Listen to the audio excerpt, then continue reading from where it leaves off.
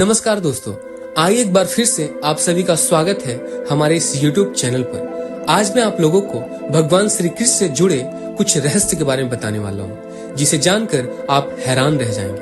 पहला, श्री कृष्ण की शरीर की सुगंध। प्रचलित जनश्रुति के अनुसार ऐसा माना जाता है कि उनके शरीर से मादक सुगंध निकलती रहती थी और इस सुगंध को वे अपने गुप्त अभियानों में छुपा लिया करते थे। यही खूबी द्रौपदी में भी थी।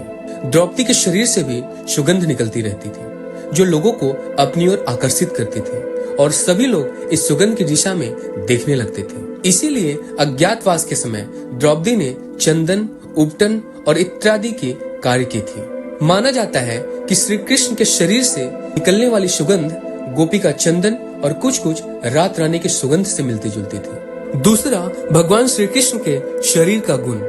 कहते हैं भगवान श्री कृष्ण का शरीर लड़कियों के समान बहुत कोमल और मुलायम था, लेकिन युद्ध के समय उनका शरीर विशाल और कठोर हो जाता था और ऐसा माना जाता है कि ऐसा इसलिए हो जाता था क्योंकि वे योग और कलारीपिट्टू विद्या अर्थात जिसे मार्शल आर्ट का जननी कहा जाता है, उस विद्या में पारंगत थे। इसका मतलब यह है कि श्री कृष्ण अपनी देह को किसी भी प्रकार के बनाना जानते थे।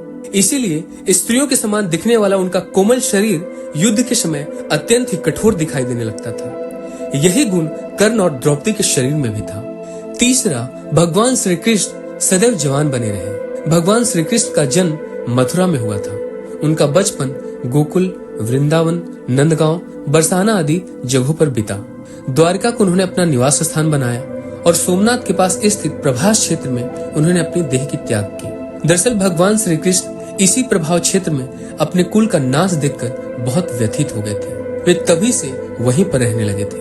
एक दिन वे इसी प्रभाव क्षेत्र के वन में एक पीपल के वृक्ष के नीचे योग निद्रा में लेटे थे। तभी जरा नामक एक बहलिये ने भूलवश उन्हें हिरन समझकर उन पर विषयुक्त बाण चला दिए, जो उनके पैर के तलुए में जाकर लगा और भगवान श्री कृष्ण ने इसी को बहाना बनाकर अपनी देह की त्याग कर दी। जनश्रुति के अनुसार भगवान श्री कृष्ण ने जब देह त्याग किया तब उनकी देह के केश न तो श्वेत थे और न ही उनके शरीर पर किसी प्रकार की कोई झुर्रियां पड़ी थी, अर्थात वे 119 वर्ष की उम्र में भी युवा जैसे ही थे। और देह त्यागने से पहले वहां श्री कृष्ण का सारथी दारुक पहुंच गया। दारुक को देखकर श्री कृष्ण ने कहा कि वह द्वारिका जाकर सभी को यह बताए पूरा यदुवंश नष्ट हो चुका है और बलराम के साथ कृष्ण भी स्वधाम लौट चुके हैं। अतः सभी लोग द्वारिका छोड़ दो, क्योंकि यह नगरी अब जलमग्न होने वाली है। मेरी माता पिता और सभी प्रियजन इंद्रप्रस्थ को चले जाएं। यह संदेश लेकर दारुक वहां से चला गया। इसके बाद उस क्षेत्र में सभी देवता और स्वर्ग की अप्सराएं,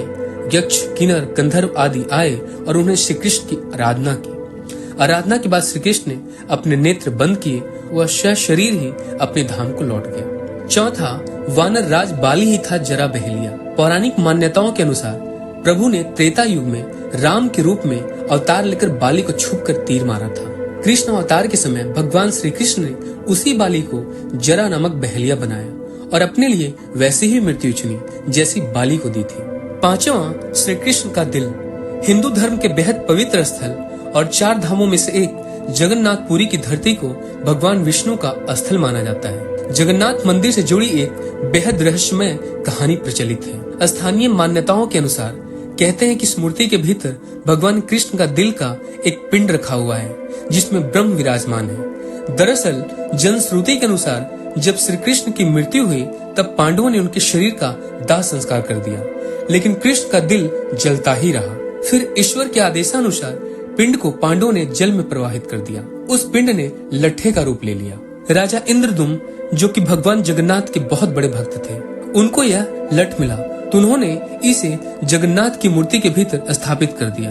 उस दिन से लेकर आज तक यह लठ भगवान जगन्नाथ की मूर्ति के भीतर है। हर 12 वर्ष के अंतराल के बाद जगन्नाथ की मूर्ति बदलती है, लेकिन यह लठ उसी में रहता है। दोस्तों, अगर ये वीडियो आप लोग को पसंद आया हो तो कमेंट करके जरूर बताएं और जाते जाते वीडियो को लाइक, शेयर और चैनल को सब्सक्राइब जरूर करें। धन्यवाद।